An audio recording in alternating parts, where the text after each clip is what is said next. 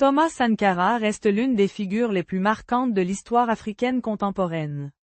En seulement quelques années au pouvoir, il a profondément transformé son pays et marqué les esprits bien au-delà de ses frontières.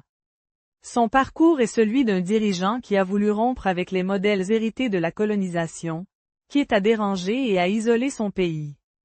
Né en 1949 en Haute-Volta, l'actuel Burkina Faso, Thomas Sankara grandit dans un contexte marqué par la domination coloniale puis par une indépendance encore fragile. Très tôt, il s'engage dans l'armée, une institution qui offre alors à de nombreux jeunes Africains une voie d'ascension sociale. Mais Sankara ne se contente pas d'une carrière militaire classique.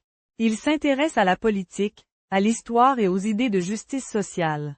En 1983, à l'âge de 33 ans, Thomas Sankara arrive au pouvoir à la suite d'un coup d'État. Dès le début, il annonce une rupture claire. Il rebaptise le pays Burkina Faso, qui signifie le pays des hommes intègres rompant symboliquement avec l'héritage colonial.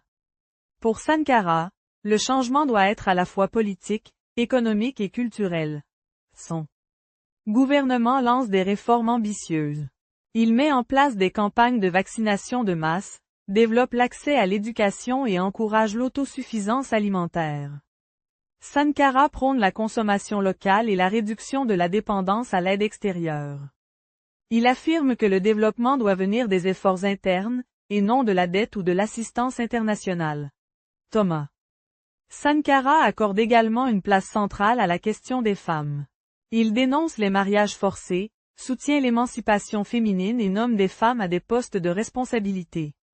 Pour lui, une société ne peut se développer en excluant la moitié de sa population.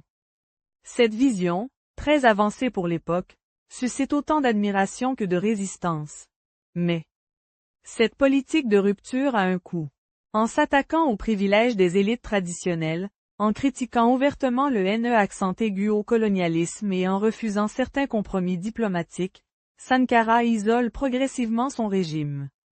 À l'intérieur du pays, certaines mesures sont perçues comme autoritaires. À l'extérieur, ces prises de position inquiètent autant qu'elles inspirent. En 1987, après seulement 4 années au pouvoir, Thomas Sankara est assassiné lors d'un coup d'État. Sa mort met brutalement fin à son projet politique. Le Burkina Faso change de direction, et plusieurs réformes sont abandonnées ou modifiées. Pendant longtemps, les circonstances exactes de son assassinat restent floues, alimentant de nombreuses interrogations. Avec le temps, Thomas Sankara devient une figure emblématique. Pour beaucoup, il symbolise l'intégrité, la sobriété et le courage politique. Pour d'autres, il représente un idéal difficile à appliquer dans un monde marqué par les rapports de force internationaux.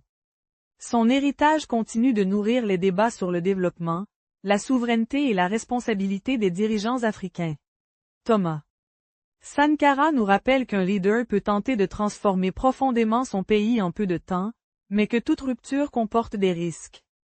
Son histoire pose une question essentielle: comment concilier idéaux, justice sociale et réalité du pouvoir dans un monde inégal. Si tu aimes ce genre de chronique, abonne-toi pour ne rien manquer. Une nouvelle vidéo tous les mercredis à 18 h.